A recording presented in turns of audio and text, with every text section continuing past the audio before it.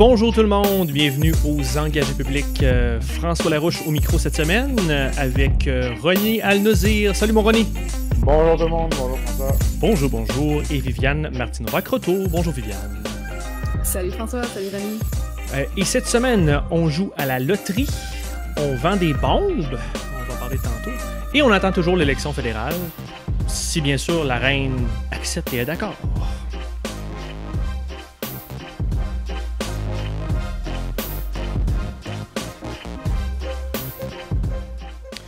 Bonjour madame, bonjour monsieur. Bonjour. En forme? Ça va. Merci d'être là. On va voir. On l'attend-tu, cette élection fédérale-là? Ah, pas moi. Ça va Ouais. finir par être un running Ouais. gag, comment j'aime pas ça, les élections fédérales. Ouais, mais aussi, ça devient un running gag qu'on l'attend parce que je pense que c'est la 8e fois qu'LP mettent dans nos notes qu'on attend l'élection fédérale, puis là, on est comme, ben, n'as-tu pas? Ouais, Est-ce qu'elle va venir? c'est surtout ça. Avant qu'on en jase, je voulais juste remercier notre nouveau Patreon de la semaine qui est Simon L'Espérance. Merci Simon de te joindre à nous sur Patreon et on invite évidemment tous les auditeurs et les auditrices à faire de même. Donc c'est la meilleure manière de nous appuyer, de nous aider dans notre création de balado et de formation. C'est en devenant un Patreon sur cette plateforme-là. Ça vous donne aussi, vous pouvez juste nous aider, nous appuyer si vous voulez, mais évidemment, si vous voulez avoir accès à des formations politiques exclusives qui vont s'ajouter une après l'autre, année après année, on vous invite à vous inscrire dès maintenant au Patreon. Pour l'instant, il y a celle de Catherine Fournier sur se présenter en politique et de Alain Lupien sur l'organisation d'une campagne municipale qui est en ligne et la mienne sur Obama viendra à la fin de l'été, si je ne me trompe pas. Puis après ça, Denis Martel, Réma Sen qui s'en vient, Rémi Franqueur sur les communications politiques, sur les campagnes permanentes et sur comment on définit un chemin électoral qui va s'ajouter dans les prochains mois. Donc, abonnez-vous en visitant formation avec un s.engagépublic.com. Sinon, dans la section discussion de choses de poutine interne, je me suis dit, j'ai reçu un courriel, Viviane, cette semaine, d'une certaine organisation, le FIDQ, puis j'étais comme, ah ouais, c'est intéressant, qu'est-ce qu'il avait annoncé, puis je me suis dit, moi, y faire une passe à la palette. Viviane, t'es impliquée dans le FIDQ. Mais oui, le FIDQ pour Fonds indépendantiste du Québec qu'on a créé en décembre 2019. Donc, ça fait 1 an et demi qu'on existe. Et l'annonce qu'on a faite, à laquelle tu réfères, François, c'est on avait comme objectif à la Fondation, parce que, je veux dire, on n'est pas connecté avec Pauline Marois puis Pierre-Carl Péladeau là, dans cette histoire-là. Tu sais, je veux dire, c'est une organisation militante très de base, là. Et on avait comme objectif d'amasser 50 000 au bout de 5 ans. 50 000 qui seraient investis pour la majorité afin de faire un rendement à long terme. C'est comme une police d'assurance, en fait, qu'on se fait pour générer des revenus qui permettent de financer des initiatives de promotion d'indépendance. Mm-hmm. Des initiatives qui viennent surtout de jeunes, en fait, jusqu'à maintenant. Oui, c'est une bonne question. Est-ce qu'ils viennent d'appuyer les partis politiques ou est-ce qu'ils ont financé qui? C'est complètement à partisans, en fait, puis même nos orientations politiques passées du conseil administratif sont quand même assez divergentes, là, quoi qu'on est tous souverainistes, ça c'est certain. Donc, non, c'est complètement à partisans. D'ailleurs, justement, on parlait avec Jay de la campagne du Oui, mais on ne pourrait pas financer la campagne du Oui, sachant qu'en fait, ça vient du Parti québécois. Là. Mm-hmm. Mais, donc, des organisations civiles, des individus aussi qui ont des initiatives de promotion d'indépendance. Puis comme on a l'habitude de faire beaucoup avec peu de moyens, ça permet à des projets vraiment underground ou pas underground, mais vraiment de la base là, d'émerger puis de ne pas avoir à se casser la tête sur les questions de financement, parce que c'est ça, nous autres, on finance ces initiatives-là. Et donc, notre objectif était au bout de 5 ans d'avoir 50 000 $ d'actifs, et on a dépassé ce 50 000 $ dernièrement, au bout d'1 an et demi d'existence. Et là-dessus, on a fait 10 000 $ de rendement non réalisé de gains dans les investissements qu'on a faits. Donc, on est très contents. C'est ça qu'on a annoncé à nos abonnés. Ben, bravo! C'est ça, là. Puis, donc, j'espère, je vous souhaite d'investir dans les maisons qui prennent 30%. Je niaise, là, mais en tout cas, un 10%, c'est déjà bon. Félicitations. Puis, tu sais, je veux dire, c'est un beau travail de fond. 10 000 $10 000, excuse-moi. Ouais. Sur 50 000, t'as raison. C'est quand même substantiel. Félicitations. Puis, donc, et là, si on veut participer, si on veut en apprendre plus, Viviane, qu'est-ce qu'on fait? Seulement, c'est le FIDQ.Québec, Québec sans accent. Donc, c'est possible d'abord d'être abonné à notre infolette pour connaître les nouvelles, évidemment de financer l'initiative. Donc, c'est possible de faire un don ponctuel ou de faire des dons récurrents. Et si vous avez des projets, consultez notre page « Soumettre un projet » pour connaître les critères. Donc, les 3 critères importants sont, comme j'ai mentionné premièrement, c'est apartisan. Ça ne doit pas être lié à un parti politique, c'est pas du tout l'objectif du FIDQ. Ça doit être un projet qui est à but non lucratif. Ça peut être un projet à but lucratif, je vais nuancer un peu, c'est juste que dans ce temps-là, il va falloir probablement qu'on ait une entente, là, on va s'attendre à avoir une part des profits, par exemple, ou des choses comme ça. Et le 3e critère, évidemment, c'est que ça sorte des sentiers battus. On ne veut pas continuer de prêcher à des convertis. On veut que ça soit des projets qui arrivent à rejoindre d'autres publics que ce qu'on fait d'habitude. Et on a financé cette année déjà une initiative d'affichage par le Mouvement des jeunes souverainistes. On contribue à la réalisation d'un petit documentaire aussi fait par 2 jeunes femmes absolument extraordinaires qui sont derrière la page « Te souviens-tu » si vous connaissez. Et on a aussi 2 nouveaux projets qu'on va bientôt annoncer. Donc, ça vaut la peine de s'abonner à notre infolette pour ça. Merci François de m'avoir donné le temps de faire cette Il n'y a pas de problème, ça fait plaisir. Puis de toute façon, Ronnie va contrebalancer avec la presse, le Conseil de la Fédération, toutes les partis libéraux au Québec et au fédéral. Je suis sûr qu'il va pouvoir nous parler des fonds du Parti libéral pour le contrebalancer votre fonds. Je donne à aucun parti politique en ce moment. Non, mais je blague là, en disant que les forces sont pas non, mais c'est la première fois depuis je ne sais pas trop combien de temps. Je donne à aucun parti politique, rien de partisan. Puis pourquoi? Même en temps d'élection fédérale? Ouais. Je sais pas. Je suis pas. J'ai pas envie que mon argent aille là. Je préférais prendre le 5$ que je donnais à un parti puis le donner au podcast de Jay Dutombe que je trouve vraiment nice. OK. Puis bientôt, je vais le donner aux engagés publics comme Patreon. Yes! Sur Patreon. Ça en dit long. Peut-être sur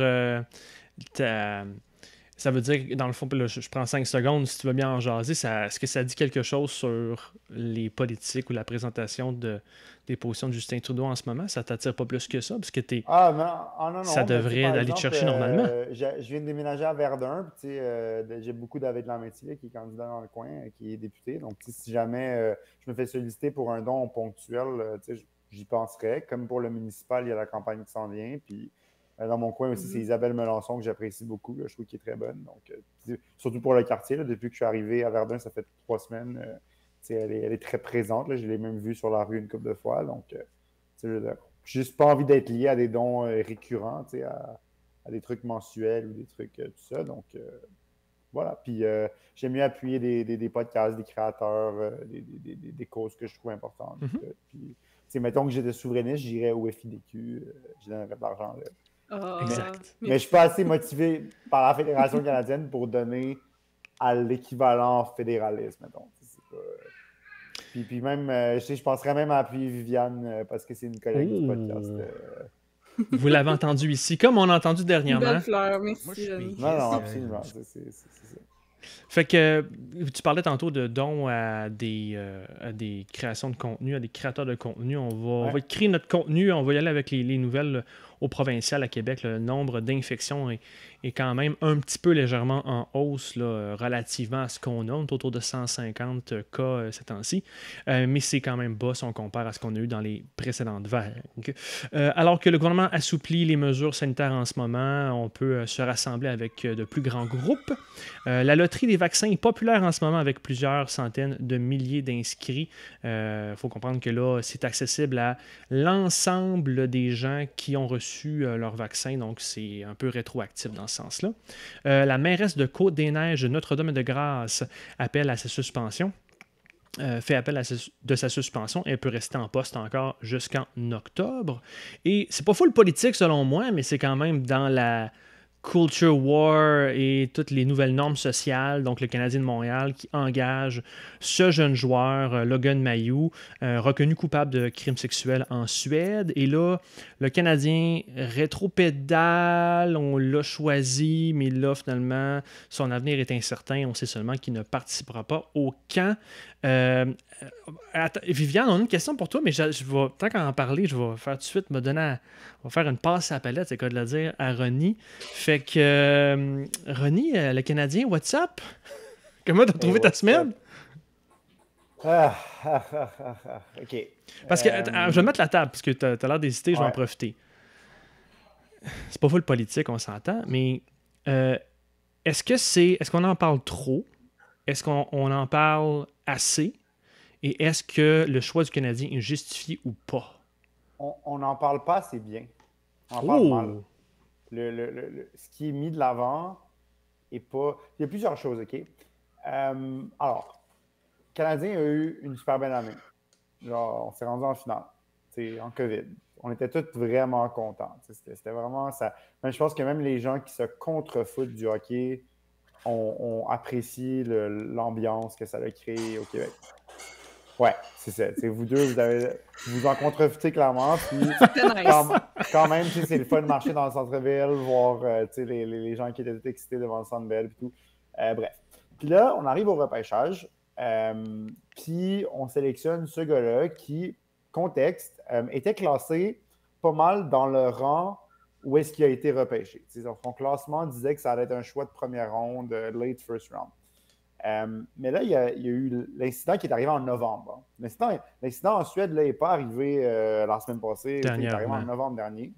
Puis on l'a juste appris en Amérique du Nord plutôt en juillet. Mm-hmm.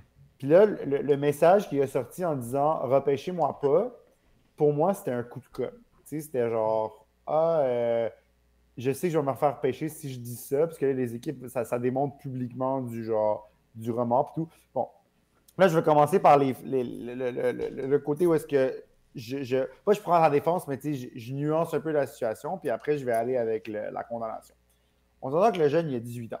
Dans le sens qu'il n'est pas brandé ça toute sa vie. Ce qu'il a fait, c'est pas obligé que dans 20 ans, on dit « Ah, toi, t'es un violeur, toi, t'es un... » Puis, on s'entend. Mais, n'empêche que jouer dans la Ligue nationale, c'est un privilège. Puis, il a fait quelque chose de vraiment pas correct. Pour ceux qui ne savent pas, il a eu un acte sexuel avec une jeune femme et il a pris des photos, des vidéos sans son consentement. Il l'a partagé à ses coéquipiers pour faire des jokes de boys puis tout. Et il a même révélé le nom et l'âge de la personne. Donc, il a violé la vie privée de quelqu'un, il a violé, c'est atteinte à la pudeur, c'est pas une chose comme ça. Je ne connais pas les charges légales spécifiques, mais c'est ça. En Suède, ça te vaut une amende.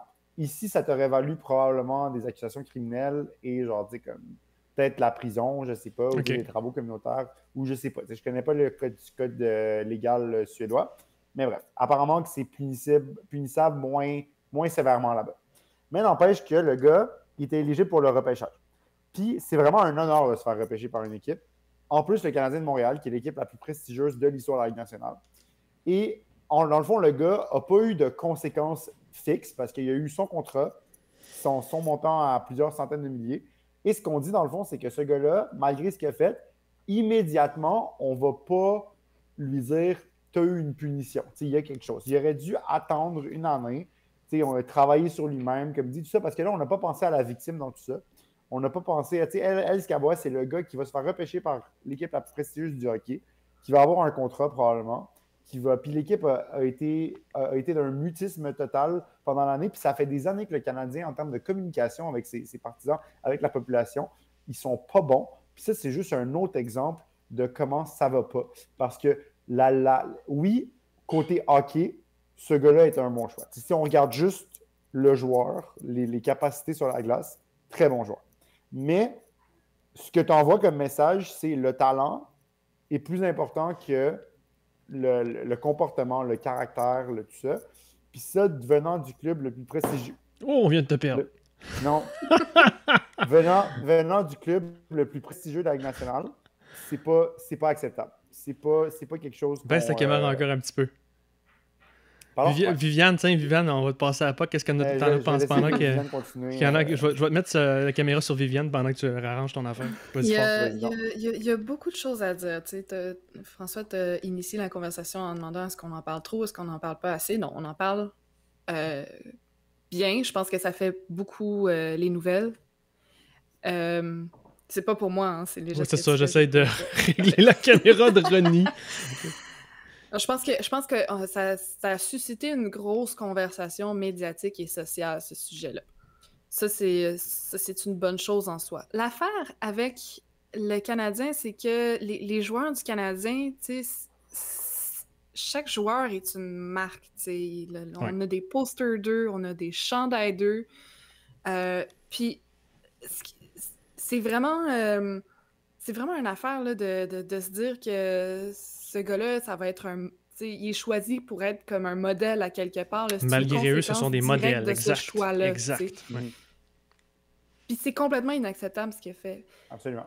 Je nuance aussi, Ronnie, il y a certaines choses. On parle beaucoup. Ben, dans mes cercles à moi, là, je dis pas que c'est ce qu'on dit dans les médias en général. C'est peut-être pas ce qui drive la conversation de façon prioritaire, malheureusement. Moi, j'entends beaucoup, la victime dans tout ça, elle est pénalisée.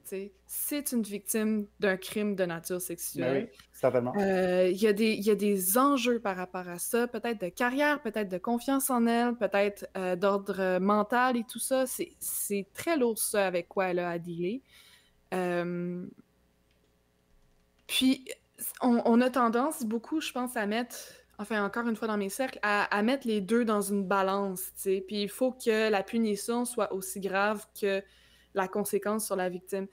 Et c'est là que je veux nuancer un peu parce que je suis pas certaine que ce soit constructif. Évidemment, ce qu'on veut prioritairement, c'est rendre compte de la gravité du geste, dissuader le geste, mais je crois aussi dans la culture de la réhabilitation, tu sais. Oui, absolument. Et de la deuxième chance. Je suis complètement hors sujet parce que je suis pas en train de dire que le Canadien a bien fait de le repêcher, puis c'est pas là que je veux en venir. Je veux juste réorienter un peu la discussion sur attention à l'esprit de vengeance qu'on a dans ces cas-là, je pense.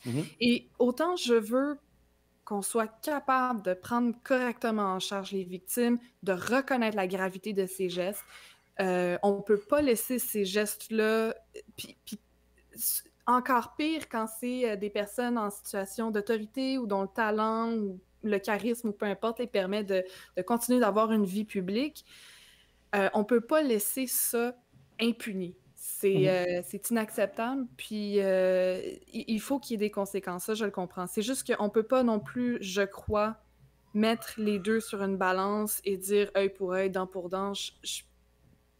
Ça fait longtemps que j'ai envie de faire un peu cette intervention parce qu'il y en a, je veux dire, cette conversation-là, on l'a depuis, voilà. Malheureusement seulement depuis MeToo, en fait, là, mais c'est quand même, ça commence à faire, ça a beaucoup imprégné notre société aujourd'hui. Puis, j'ai juste cette petite voix dans ma tête, souvent, qui fait... Oui, reconnaître la gravité, oui, dissuader le geste, oui, changer la culture de la société par rapport à ça pour que ça soit plus un élément qu'on retrouve dans notre culture. Mais attention au désir vain, selon moi, de pure vengeance. Ça, c'est comme la petite voix différente que je voulais apporter. Absolument. Très, très pertinent.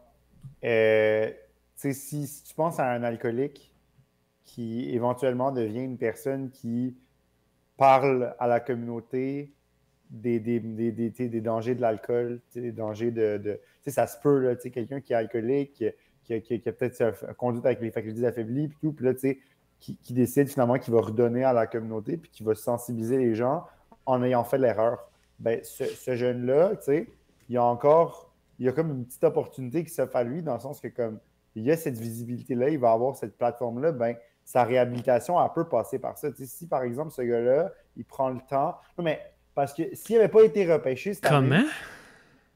Pardon? Comment? Il peut tu dis qu'il peut se réhabiliter en Ben oui, mais devenant joueur du Canadien?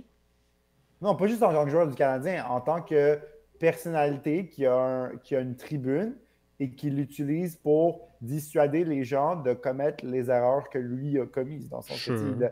il l'a fait quand même jeune, tu sais, dans le sens que. Puis on ne sait pas si c'est un comportement récurrent qu'il y a eu, tu sais, parce que peut-être que c'est arrivé plusieurs fois, mais on ne le sait pas, tu sais, que ça a pas, il ne s'est pas fait Ça n'a pas fait pogner. la manche. Ou au contraire, c'est peut-être juste une connerie qu'il a faite une fois, qui est vraiment grave et pas excusable.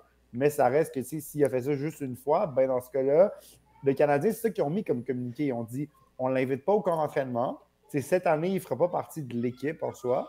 Puis ils ne sont pas encore obligés de le signer à un contrat. Il n'y a pas de contrat encore avec le Canadien. Ils ont ses droits. Donc, ses droits de Ligue nationale appartiennent au Canadien.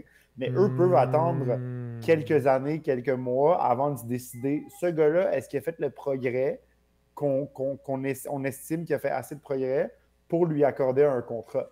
Donc, tu sais, en ce moment, il est juste repêché. Puis ça paraît mal sur le Canadien. Puis là, Jeff Monson est sorti parce que Saint-Hubert et Desjardins et tout ça ont commencé à dire ah, peut-être le Canadien, on ne devrait pas être commanditaire de ça. Peut-être. Mais pour que des entreprises comme ça disent qu'ils ne veulent pas commanditer le club sportif le plus important au Québec, c'est que c'est vraiment quelque chose de. Tu sais, les temps ont changé. Mais là, la question, c'est est-ce que ce gars-là, est-ce qu'il va, ce joueur-là, est-ce qu'il va, tu sais, sa face, c'est qu'il a été repêché en première ronde. Fait que si le Canadien ne le prend pas, au niveau talent, là, juste, je parle en termes de hockey. Si le Canadien ne le prend pas, il y a une équipe qui va le prendre. C'est sûr. Tu sais, Los Angeles, ils vont aller le pogner. Seattle, ils vont aller le pogner. Fait que là, maintenant, ils sont dans la situation dans laquelle ils sont. Ils ont pris une mauvaise décision. Ils n'auraient pas dû le repêcher, mais c'est fait maintenant. Tu sais, là, au moment où on se parle, 28 juillet, 29. c'est fait. 29. C'est fait. T'sais. Fait que là, maintenant, qu'est-ce qu'on fait? Ben, la meilleure solution, c'est de dire à ce gars-là, pendant la prochaine année, tu dois travailler sur toi-même, tu dois comprendre ce que tu as fait pas correct. S'il ne comprend pas, ben, il doit le comprendre.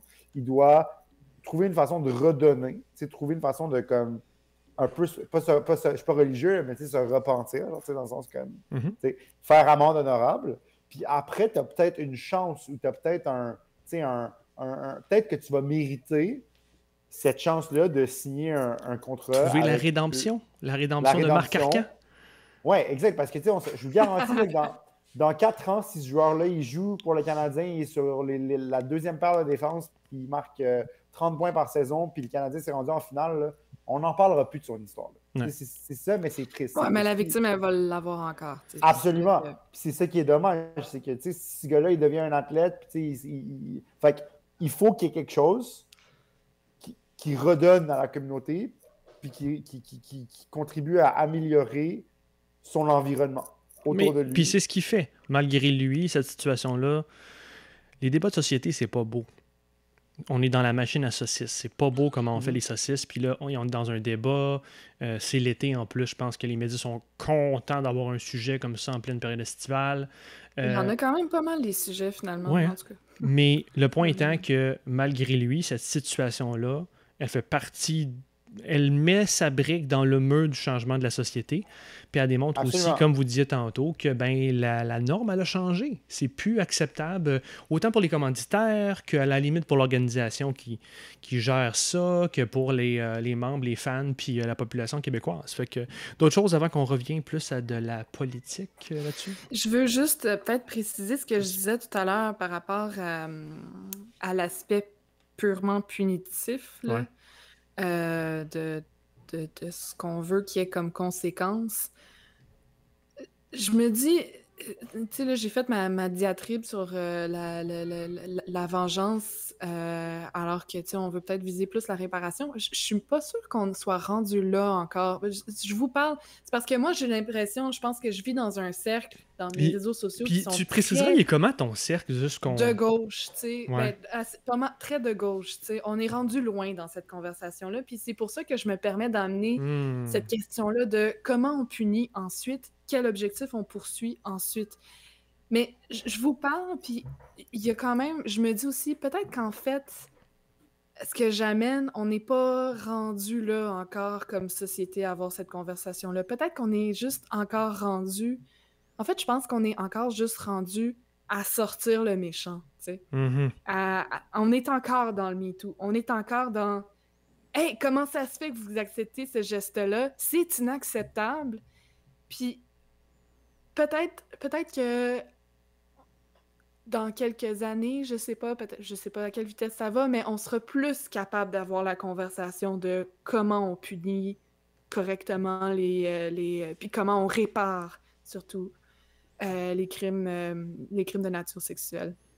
C'est peut-être normal justement parce qu'on est Intéressant. dans cette transition-là où on passe de c'était acceptable de faire ça en chum, c'était normal ou c'était drôle. Tout à fait. Puis là, on est dans la transition où on dénormalise quelque chose, puis on est en train de créer une nouvelle normale de société, une nouvelle norme de société, puis que là, C'est ça. c'est pas encore établi trop comment on réagit à ça.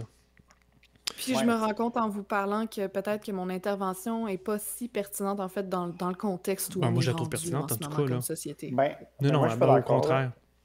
Non, je suis pas Vas-y, d'accord vas-y. que c'était pas pertinent parce que, tu sais, là, on va commencer à avoir les conversations. Où est-ce que, tu sais, par exemple, je donne un exemple, quand, par exemple, on parle de quelque chose comme ce que Logan Mailloux a fait, t'as toujours la personne dans le groupe qui va dire, genre, ah ouais, mais tu sais, comparé à telle affaire, ce que lui a fait, tu sais, ça mérite-tu le même genre de backlash? Tu sais, on s'entend que compare, genre, Gilbert Rozon à ce kid de 18 ans-là, tu sais, c'est pas du tout le même. Mais Non, ouais. dès que tu dis ça dans un groupe, On ou a-tu- dès que tu dis ça avec des gens qui, tu sais, t'essaies d'amener ça, genre juste dire, ah ben, tu sais, c'est pas pareil, fait qu'ils méritent pas, tu sais, ils méritent pas d'être cancellés, comme on dit, on parle beaucoup de cancel culture, là, normalement, là. Ouais. Ben, ça passe pas, ce genre de commentaires-là. Tu sais, les gens veulent pas entendre que tu dises, ah, mais tu sais, oui, lui, ce qu'il a fait, c'est pas de la même façon que genre l'autre qui a fait, que l'autre qui l'a fait sur des années. Tu sais, Gilbert Rozon, c'était sur 20, 30, 35 ans, que c'était constant. Puis, tu sais, J'ai pas l'impression que ça amène quelque chose, Oui, Ronnie, oui. de comparer, honnêtement. Je pense que c'est du cas par cas, puis de se dire est-ce que le comportement qu'on étudie, cas par cas, est acceptable ou pas. Tu sais, quand un fait plus que l'autre, c'est pas les Olympiques Non, c'est sûr, mais ce que je veux de dire, la c'est que toxicité ou des gestes. ce gars-là, il a encore le temps d'apprendre à ne pas perpétuer ces comportements-là au cours de sa vie. C'est sûr. Parce qu'il est encore assez jeune. Alors que quelqu'un comme Ozon, ben, non seulement il n'a pas appris quand il était jeune, mais il les a perpétués au cours de sa C'est un vie. récidiviste. Oui, C'est un récidiviste. il a poli ses talents de prédateur. Là. Non, c'est ça, exact. Donc, tu sais, je pense que C'est même, là. ça passe par la clé d'éduquer les hommes, puis les femmes, mais surtout les hommes jeunes sur ces choses-là. Tu sais, plus tu les prends jeunes, plus tu éduques jeunes, ben, plus les gens. C'est comme, tu sais, c'est comme le racisme, c'est comme l'intolérance, c'est comme. Tu sais, c'est toute la même affaire. Tu commences jeune à sensibiliser, puis on va grandir dans une société où est-ce que ces choses-là sont plus acceptables. Puis c'est ça, justement, qui se passe en ce moment, c'est que les gens, tu sais, de notre âge, une autre génération, sont plus. Ils ont appris plus vite que c'était pas acceptable. Puis là, les Ouais, parce plus qu'on a jeunes, baigné dedans. c'est ça. Je veux dire, ça a forgé vraiment beaucoup notre. Exactement. Puis les plus jeunes, comme ceux qui ont 10 ans en ce moment, ils savent encore plus que c'est pas acceptable. Fait que rendu à 25, 30, 35 ans, c'est eux qui vont mener. C'est eux qui vont mener la charge. Les attentes, non, on est rendu pas mal loin. Ouais. Je sais pas si pour les auditeurs, on va revenir à la politique un jour, mais c'est pour dire, c'est parce que les attentes aussi de ce qu'est un homme ont changé. Exact. Moi, je suis assez vieux, je vais avoir 37 cette semaine, by the way. Mais je suis assez vieux que je me souviens que. Merci. Bonne fête. Je me souviens que c'était l'homme toxique. C'était ça qu'il fallait quand j'étais jeune, c'est ce qu'il fallait devenir. J'ai vécu la transition, tu sais. Fait que c'est une. On change, les normes changent aussi, puis comme tu parlais des jeunes, ben les jeunes, ils voient que les attentes qu'on a envers eux, les jeunes hommes, voient que les attentes qu'on a envers eux sont différentes aussi. Fait que je pense que ça joue beaucoup, cette influence-là. On vient-tu à la politique? Ça vous tente-tu? Let's go. Let's go! Un peu de... Bon, à Québec, c'est assez calme, c'est les vacances. Est-ce qu'on peut, si vous voulez, tout de suite aller au fédéral? Parce que, mis à part la gestion du virus, des gens qui ne veulent plus se vacciner ou qui ne veulent pas se vacciner, c'est pas mal le gros sujet ces temps-ci. Peut-être je peux vous partir là-dessus, puis au pire, on passera au fédéral, mais ce que je note côté communication, côté politique, c'est très intéressant de voir comment on est vraiment dans la pré-4e vague. Je pense qu'à Québec, On attend avec, pas avec impatience, là, mais on prépare un petit peu l'arrivée d'une prochaine vague, surtout prenant en compte que le réseau de la santé est à terre en ce moment. Vous regarderez les articles qui sortent en ce moment dans les médias. Il y a beaucoup de départs, il y a des vacances. Le personnel, et on les comprend, est à terre, sont fatigués, c'est normal. Et là, il risque d'avoir un problème de recrutement ou de ressources, de capacité, si on a encore une vague, donc il va falloir faire attention avec ça. Et l'autre affaire que je remarque, c'est que ben là, on sait que le vaccin, pas le vaccin, excusez-moi, mais le virus, principalement touche les gens qui ne sont pas vaccinés. Puis c'est fascinant et triste et pathétique dans le sens précis du mot de voir ces gens-là anti-vaccins soudainement réaliser quand ils sont malades ou sur le bord de la mort ou entubés qu'ils auraient dû prendre le vaccin. Alors c'est toute qu'une situation triste qu'on voit se déchaîner sous nos yeux. Est-ce que ça vous a éveillé quelques réflexions cette semaine? René, tu veux commencer? Honnêtement, non. Pas obligé. Dans le sens que, comme... Non, mais tu sais, honnêtement, non, là, dans le sens que, comme, faites-vous vacciner, là, c'est clair. à part ça. Parce que, en fait, je pense qu'on parle à un auditoire qui est comme, tu sais, j'ose croire, tu sais, qui est comme assez converti, là, dans le sens que, comme, je pense pas que beaucoup de gens qui nous écoutent, tu sais, si quelqu'un est rendu à écouter les engagés publics, c'est qu'il doit se faire... Il doit être vacciné. Ça doit être le genre de personne qui est vaccinée, tu sais, fait que... Il s'intéresse aux sources fiables d'informations. Comme les engagés publics. C'est ça que je me dis, c'est que, tu sais, comme dans le sens que si jamais il y a quelqu'un de pas notre auditoire qui entend notre podcast, ben allez vous faire vacciner. Là, pour vrai, ça m'a pris 1 minute le vaccin en soi au palais des congrès, puis c'était bien le fun. Puis la madame était gentille, puis tu sais, je sais pas quoi dire, là, genre, allez-y. Non, on n'a pas de commentaires d'anti-vax. On a des commentaires de gens plus dans le réseau à Viviane là, qui disent qu'on est tous des péquistes, mais écoutez ça.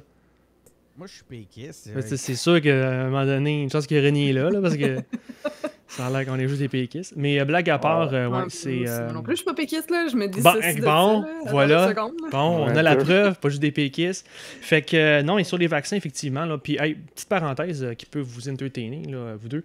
Je donne encore j'ai une charge de cours qui s'en vient en septembre, là, ou septembre.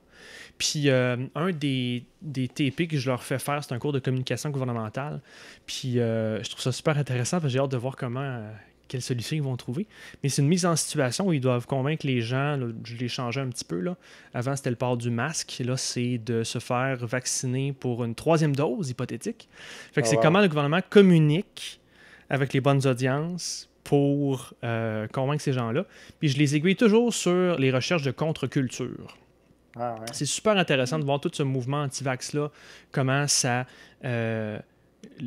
l'importance des médias, faut en prendre en compte. Puis je pense qu'on boucle un peu la boucle, on revient à ce que dit Viviane tantôt. On ne peut plus avoir nos débats politiques, on parle, OK, on est en vacances. Il y a l'étampe en vacances sur notre balado ces temps-ci, parce qu'il est plus relax. Là. Et on parle moins de CAQ, puis là, +1, -8, plus 72 d'un sondage.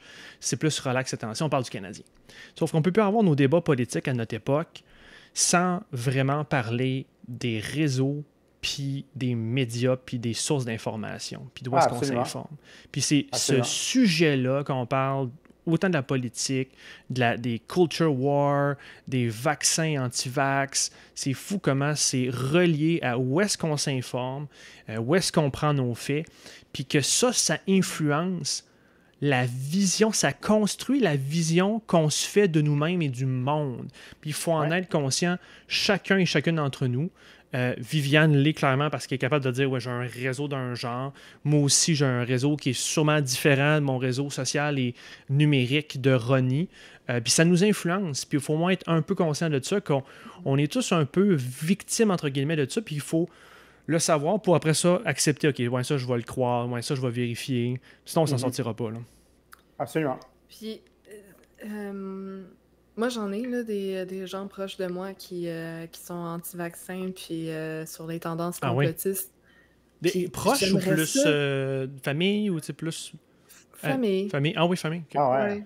Ouais. Pas immédiate, là, mais famille élargie. Puis,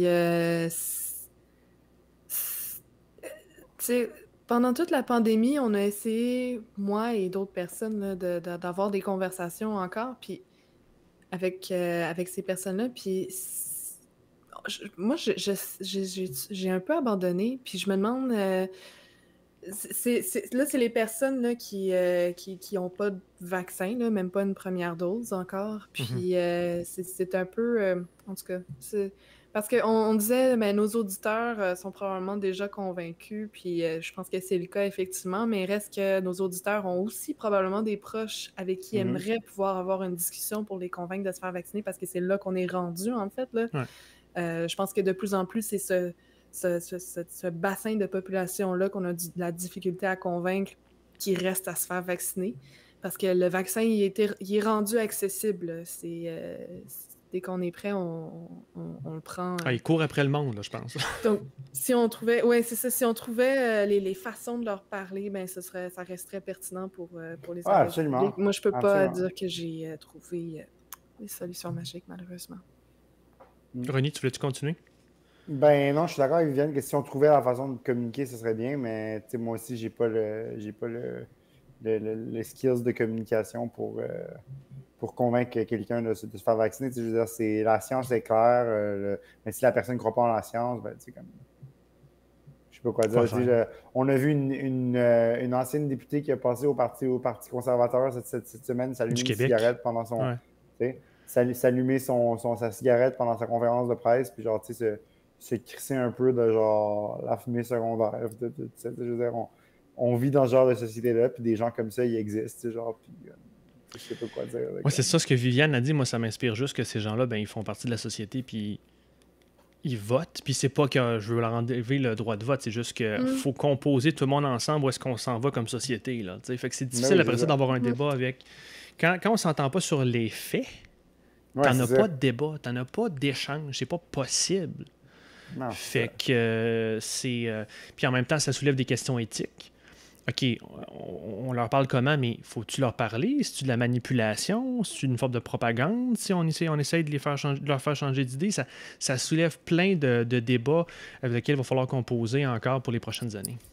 Oui, c'est pour ça que c'est plus facile de parler de est-ce que Philippe Dano a signé pour trop cher à 33 millions à 6 ans à Los Angeles que de parler de genre pourquoi tu devrais te faire vacciner, parce que, tu sais, Philippe Dano, il a signé pour tel montant, puis après, on peut s'entendre sur est-ce que c'est trop ou non.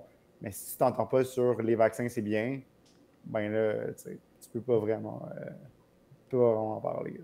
Fait que c'est pour ça qu'on parle du Canadien à la place, c'est plus facile. Ouais, fait que écrivez-nous en commentaire sur YouTube, sur Facebook, est-ce que le Canadien gère bien la crise de Logan Mailloux et qu'est-ce que devrait faire le gouvernement du Québec et qu'est-ce qu'on devrait faire comme société pour s'assurer qu'un maximum de nos concitoyens sont vaccinés. Écrivez-nous en commentaire maintenant. Sinon, fédéral, il y a quand même un peu plus d'actions fédérales qui m'intéressent cette semaine, ce qui est rare en petit peu pire. À la demande de la Big Pharma, Bayer, Santé Canada veut autoriser plus de pesticides glyphosate. J'espère que je l'ai bien dit, de glyphosate, quelque chose comme ça, sur nos aliments. Je pense qu'on dit glyphosate. Ouais. Glyphosate. C'est ce que j'entendais. Le gouvernement fédéral a autorisé la vente de près de 74 millions de dollars d'explosifs à l'Arabie saoudite. Alors, c'est le cas de le faire jouer. Ça va péter. Et ça, c'est malgré un moratoire. Et on imagine que c'est plus socialement acceptable que des tanks, ça. Et pour la fameuse fédérale à venir, les élections fédérales, on s'attend à un déclenchement d'ici la fête du travail. On verra. Mais Jacques McSing demande à la toute nouvelle gouverneure générale de ne pas déclencher d'élection si Justin Trudeau en fait sa demande. On pourra en discuter de la l'égalité constitutionnelle de tout ça. Aussi, j'ai noté que les coffres du Parti conservateur du Canada, ils débordent. Les coffres en circonscription ont été analysés par la presse. Donc, c'est intéressant de voir ça. Ronnie, est-ce que la fédérale s'en vient? Puis, est-ce que ton choix est fait maintenant que tu hésites à faire des dons? Je te sens un joueur libre, là. Mais j'aime mieux parler à travers mon vote qu'à travers mon argent. C'est une chose. Oh, c'est bien. Mais sinon, mon choix est fait. Je pense pas, je sais pas, on verra. Pour ce qui est de la fédérale, apparemment qu'elle s'en viendrait avant la fête du travail, dans le déclenchement. Là. Fait que c'est très bientôt. J'ai appris quelque chose d'intéressant cette semaine. Oh, exclusivité. Non, c'est pas une exclusivité. Mais en fait, il fallait porter attention.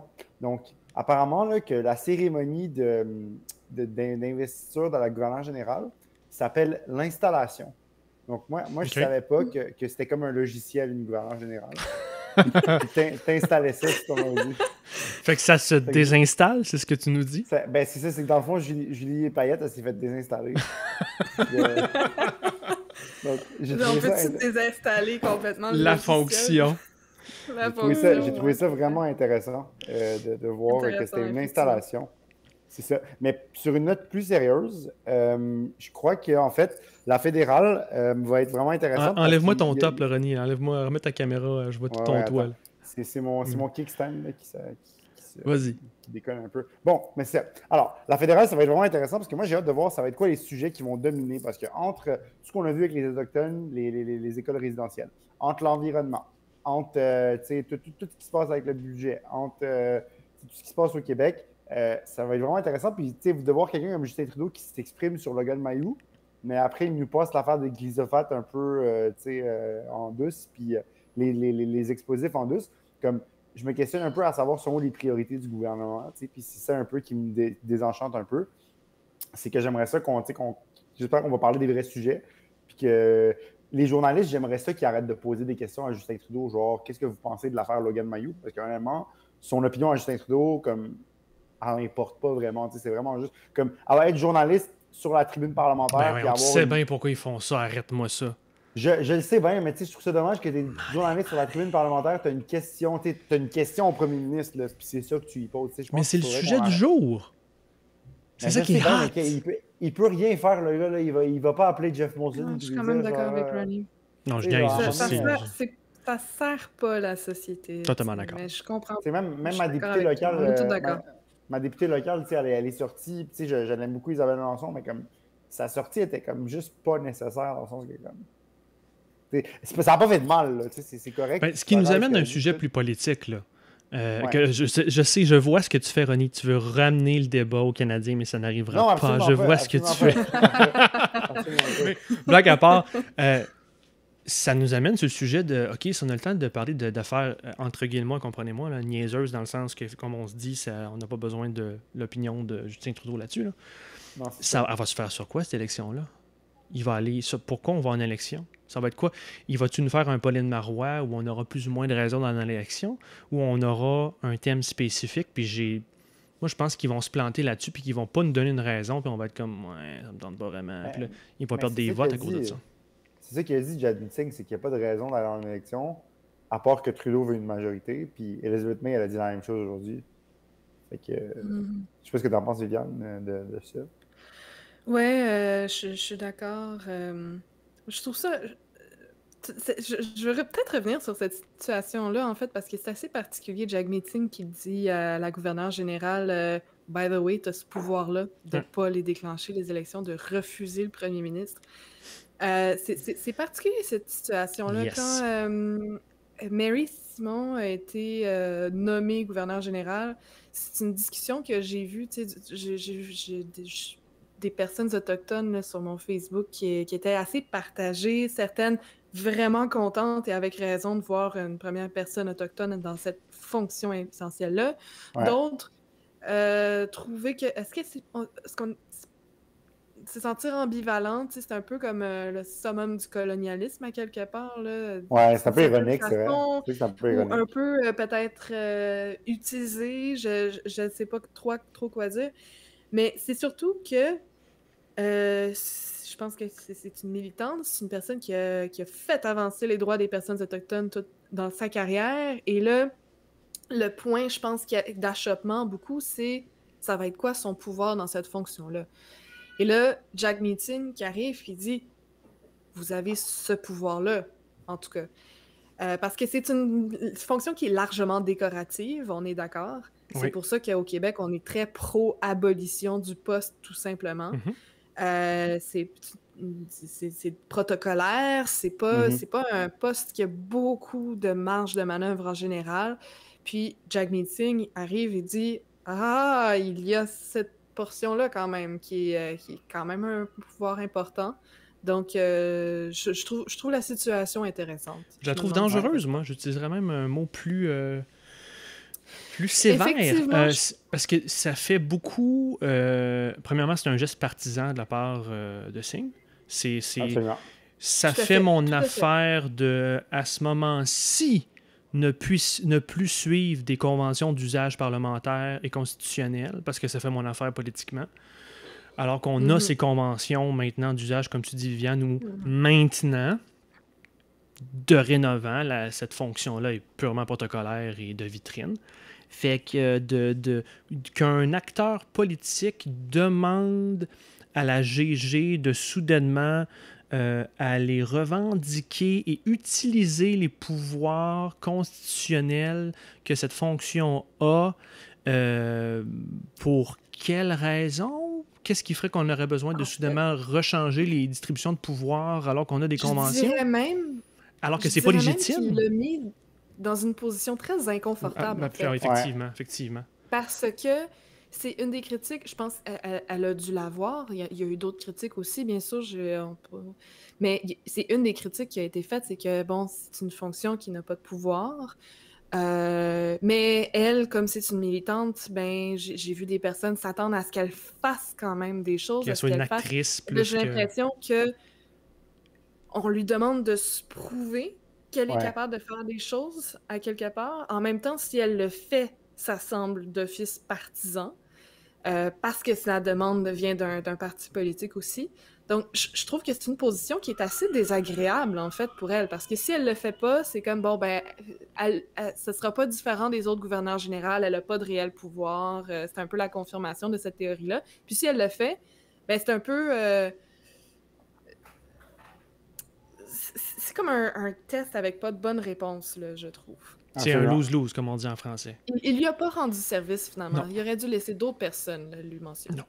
Non. Ronnie, t'avais-tu d'autres choses là-dessus?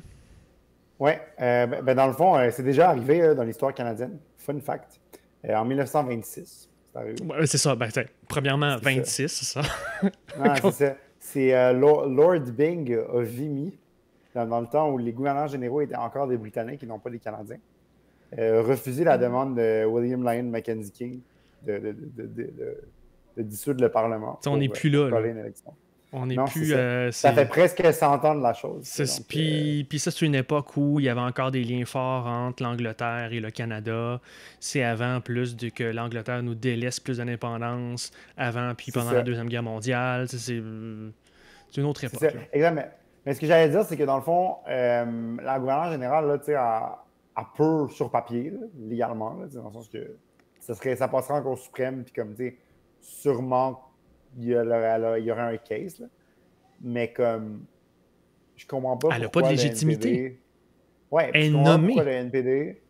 Mais moi, c'est que je comprends pas c'est quoi le move du NPD là-dessus. Pas avoir d'élection. Ouais, mais comme, en ce moment, il aurait dû être plus subtil. Ouais, il aurait pu atteindre le même objectif en étant plus subtil, en faisant passer la demande par d'autres. Tu fais une coalition au moins que d'autres partis puis d'autres organisations. Ouais, c'est ça. Puis honnêtement, Trudeau, il n'y a pas de raison d'aller en élection à part je veux être majoritaire. Puis il sent qu'il est dans un bon spot. Puis concrètement, je pense qu'ils le sont, là, dans le sens que même s'ils se font surfinancer par les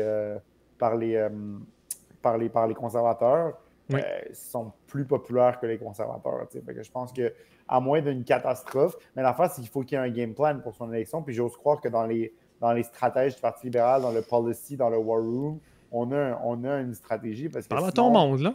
Ça, on reviendra avec ça. Parle à ton monde. Ça, j'ai dit, c'est que c'est plus vraiment mon monde, là, dans le sens que je suis plus tant connecté. Tu connais sûrement un ami d'un ami qui connaît un ami. Là. Sûrement, ouais. Mais c'est ça, je veux dire, tu sais, comme que genre. Je sais pas, comme je suis vraiment ambivalent, comme j'ai pas de motivation par rapport à cette élection fédérale-là. Il pourrait faire quelque chose. Il n'y a rien qui l'empêche de tirer un leçage de son chapeau et de dire OK, on va être majoritaire, mais on va aller demander ce mandat-là. On va réquisitionner OK, on n'a peut-être pas un super bilan à proposer ou on peut être fier de ce qu'on a fait. Là, les affaires, ça n'a pas super bien été, mais bon, la pandémie, il y a ça, puis bon, le pétrole, puis l'environnement, le climat. Mais on peut aller demander à la population, on a besoin de ce mandat-là. Puis ça, c'est une manière de justifier ton élection, puis d'aller vers un nouvel horizon, de faire avancer la société canadienne. Fait qu'il y a de quoi à faire, là, s'il veut. Là. Je pense que même le bébé qui pleure derrière Viviane n'est pas motivé par l'élection Non, fédérale. ça ne tente pas pantoute. Ça ne tente pas pantoute. Sinon, je voulais vous lancer sur le Parti conservateur. Moi, ça me parle beaucoup, ce thème-là, là, les coffres qui débordent.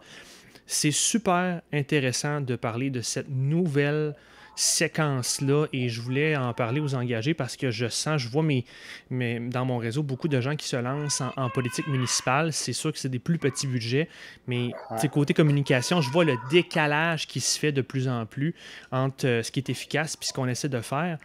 Là, ce que je vois chez les conservateurs, c'est qu'on a utilisé des angles très partisans.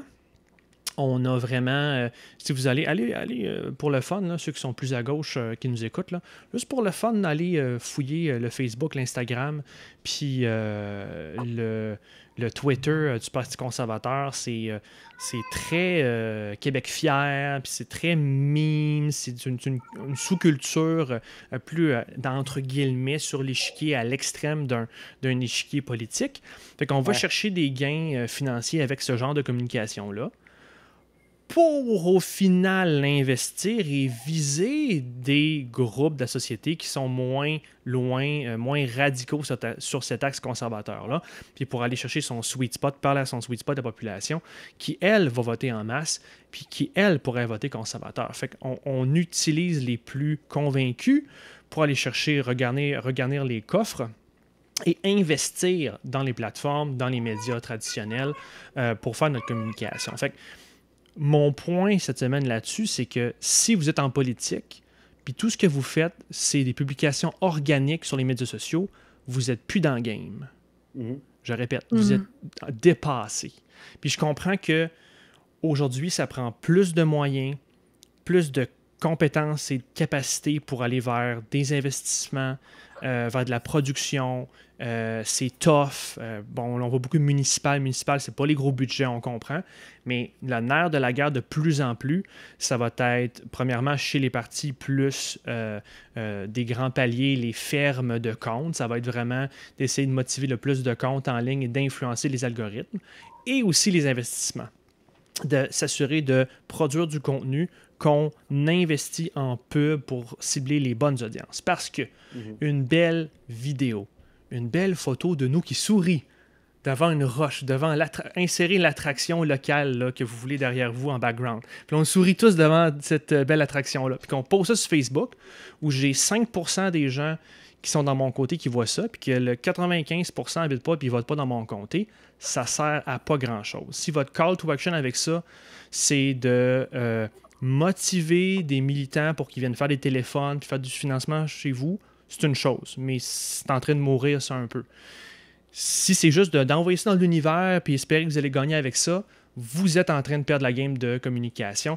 Essayez d'aller chercher des dons pour réinvestir ces dons-là, pour faire passer vos messages à la bonne audience, des gens qui vont vous apporter des dons.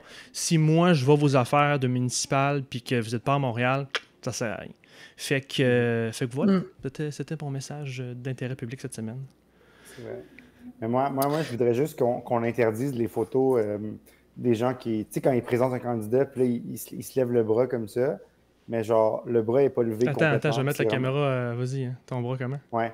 Mais quand les gens, genre, ils lèvent le bras, tu sais, comme, mettons, un chef de parti qui présente son candidat, mais comme, il lève son bras, mais comme, le bras n'est pas assumé, genre, levé complètement comme ça. Je trouve pas trop, là. Il est juste comme ça. Je trouve ça vraiment awkward. Fait que j'aimerais juste ça faire un message d'intérêt public à tout le monde qui est en politique. Faites plus ça. De plus prendre... C'est comme, pour moi, c'est l'équivalent d'applaudir quand tu atterris sur un avion. Quand tu atterris sur un avion. Tu sais, comme quand t'arrives genre à ta destination, puis là, tout le monde applaudit. C'est surtout genre les gens qui vont dans le sud, là, qui arrivent genre à Cuba, qui vont... C'est vraiment awkward. Fait faites plus ça. Viviane, t'avais-tu quelque chose, toi? Pas sur ce sujet-là, mais c'est parce que j'ai vraiment peur qu'on passe à côté de l'histoire de l'augmentation des glyphosates sur les céréales, puis sur des baies, puis tout ça. Ouais. Puis il y a un autre article là, qui a pas fait les nouvelles, mais c'est parce que je suis une fille avec un peu de coquetterie, puis j'aime bien me maquiller dans la vie. Puis j'ai découvert cette semaine comment le maquillage, je sais que Qui est c'est de notoriété cancérigène, c'est publique, ça? là, mais à quel point c'est des produits dangereux Ouais. qui sont mis, puis qu'il n'y a aucune réglementation. Ouais. Non seulement il n'y a aucune réglementation, mais dans certains cas, c'est même pas indiqué sur l'étiquette que ces produits-là sont comme cachés dans d'autres composants et tout ça, puis des produits qui sont vraiment dangereux, qui affaiblissent le système immunitaire, qui peuvent causer davantage, qui peuvent être une des causes d'obésité, de cancer, donc vraiment des choses terribles. Et puis, je suis fâchée contre Santé Canada, en fait, en ce moment. C'est pas très original de ma part, vous me direz. C'est juste... Il y a comme... Je me sens laissée tomber. J'ai la croyance fort naïve qu'au Canada, tu sais, dans l'alimentation, par exemple, c'est réglementé. Je peux découvrir des nouveaux aliments sans avoir peur que ces aliments vont me tuer parce qu'ils sont pleins de toxiques ou de... peu importe. Tu sais, j'ai cette croyance-là qu'on a des normes qui protègent la population. Et là, il y a des nouvelles qui... Tout ça, c'est sorti cette semaine. Qui viennent complètement anéantir ma confiance en ça. Et je suis fâchée. Et je suis d'autant plus fâchée que, évidemment, ces demandes-là, là, on parlait des pesticides, du glyphosate, c'était une demande, comme tu l'as mentionné tout à l'heure, François, de Bayer, qui est une Big Pharma, là, une grosse Je pense compagnie qu'ils font pharmaceutique. des aspirines ou Bayer, ils font comme Son propriétaire Ils de font Monsanto. plein de médicaments qu'on consomme. Ils font beaucoup de choses, ouais. ouais. Ils font beaucoup de choses. Puis là, ils veulent vendre, c'est ça, c'était des céréales, là, avec beaucoup plus, des multiples fois plus de traces de glyphosate dessus aux Canadiens. L'autre chose, même enjeu, on voulait tripler la quantité de pesticides acceptables sur les fruits des champs au Québec. Je veux dire, nos producteurs n'ont pas demandé ça. Nos producteurs se tournent de plus en plus vers le bio. Ils étaient surpris, comme tout le reste de la société, de voir cette demande-là. La demande, elle venait d'entreprises, de différentes entreprises, notamment en Colombie-Britannique, selon ce que j'ai compris. Mais je suis fâchée de cette facilité qu'on a que Santé Canada a à considérer ces demandes-là d'entreprises qui ont des intérêts pécuniaires, évidemment, là-dedans, quand en Chine, on a des meilleurs standards. C'est inacceptable. Et je vais dire, l'affaire qui va faire réagir Ronnie, c'est que j'aimerais donc ça qu'on ait le contrôle de ça. Ben là, c'est sûr. On s'attendait pas à d'autre chose que ça. Mais c'est pire. Moi, je trouve que c'est pire. Je trouve que tu dresses un tableau qui est plutôt encore pas rose, là, mais c'est pire que de ta description. Qu'est-ce que je dis? Non seulement tout ce que tu dis est vrai. Oui, la demande vient principalement de Bayer puis des compagnies elles-mêmes. Mais du côté de Santé Canada, on évalue on estime qu'on peut faire, on peut provoquer, lancer cette consultation publique-là pour changer les normes parce que quand on fait une évaluation scientifique des effets, on pense qu'il n'y a rien là. Parce que moi, quand je lisais tout ça, j'étais comme, OK, les articles sont surtout sur le fait que c'est la Big Pharma qui fait la demande, puis que c'était caché. OK, jusque-là, c'est légitime. Mais là, j'étais comme, OK, mais ça a-tu un effet à moyen ou long terme? Ça, c'est acceptable comme argumentation. Si ça n'a pas d'effet, je comprends. Fun fact, tout à fait. Les données sur lesquelles on se base pour évaluer viennent de Bayer. Oh, God. Oui, exactement. Je savais que tu t'en allais là. J'ai vu les mêmes affaires que toi. J'ai eu le même processus de pensée que toi. C'est exactement la même situation que quand il y avait de la corruption pas dans le ministère, mais dans le milieu des transports et de la construction. Et que le ministère des Transports n'avait plus d'évaluateurs, la fonction publique n'avait plus de dents à l'interne pour évaluer et regarder ce qui se faisait dans le milieu. Quand on vide, on creuse l'intérieur de notre fonction publique, de nous, parce que l'État, c'est nous. L'État, c'est juste pour et par le monde. Fait que quand on donne l'entreprise privée dit à Santé Canada, check mes données, tout est beau. Fait qu'on peut-tu augmenter notre norme? C'est quoi l'assurance qu'on a que ces données-là ne sont pas trafiquées. By the way, si vous êtes un petit peu, si vous avez fait des études universitaires, vous êtes un petit peu dans le monde de tout ce qui est alimentation, c'est un domaine, il y a beaucoup de lobbyisme. Le domaine médical, il y a beaucoup de lobbyisme et les données ne sont pas fiables parce que la plupart du temps, les recherches académiques sont financées par les entreprises et on finance seulement celles où ça va bien aller, où on tripote un petit peu les données pour que ça passe. C'est des domaines où il y a beaucoup de biais de sources et de financement. Fait que quand tu as une entreprise qui donne tes données au gouvernement, puis que c'est là-dessus que le gouvernement peut seulement évaluer s'il y a un effet néfaste sur la santé, notre santé à nous autres, ça n'a pas de calice de bon sens. Il n'y a personne donc qui check au final, il n'y a personne qui est capable d'évaluer en ce moment s'il y a un effet sur la santé avec l'augmentation de ces pesticides-là, de ce produit-là. Donc pourquoi aller changer les normes, faisons une évaluation avant, allons chercher d'autres données, prenons pas seulement sans double vérification les données de la source de la demande, ça n'a pas de bon sens. Et je vous laisse avec ça si vous voulez réagir après. Les auditeurs, ne sous-estimez pas comment fonctionne le gouvernement, ne sous-estimez pas l'influence des lobbies. Vous n'avez pas idée comment, la plupart du temps, pas tout le temps, mais vous pourrez me challenger sur mon chiffre, là, mais je vais dire un chiffre au hasard, 60-70% du temps, les changements qui viennent des gouvernements, les textes de loi qui sont écrits, viennent principalement de lobbies qui fournissent des textes, qui fournissent des suggestions, qui fournissent des choses à regarder, qui informent les conseillers politiques puis le personnel des ministères, je parle vraiment du côté politique, des options qu'ils devraient prendre puis des choix qu'ils devraient prendre et qui des fois entrent en conflit ou qui du moins entrent en compétition avec le savoir et les conseils de la machine de l'État elle-même, que ce soit au fédéral, au provincial. Donc, ne sous-estimez pas l'influence des entreprises qui est légitime jusqu'à un certain niveau, sur la machine de l'État, puis sur notre vie publique, puis les lois qui passent. Oui. Puis, à la limite, il y a une certaine légitimité, dans le sens, pas de légitimité, c'est pas le bon terme, mais une certaine normalité dans le fait que des groupes de la société attirent l'attention de nos élus sur des enjeux en disant ça, c'est problématique pour la partie de la population que nous représentons. Pouvez-vous améliorer ça? Sauf que c'est le rôle des élus, ensuite, de faire un bon départage un triage, et de bien analyser tous les angles de la situation pour que ça aille dans le sens du bien commun. Mais je voulais vraiment finir mon rant sur... Excuse-moi, je sais pas, je t'ai coupé. Non, tu m'as pas coupé du tout. Mes pensées se sont rassemblées pendant que tu parlais, en fait, sur Santé Canada, puis plus largement le gouvernement canadien. Parce que je sais qu'on pourrait se dire, par exemple, une institution équivalente qui serait québécoise pourrait tout à fait faire les mêmes erreurs, et c'est vrai. Mais j'ai quand même la perception que small is beautiful. T'sais, le pouvoir est plus proche de nous, il y a plus de conséquences,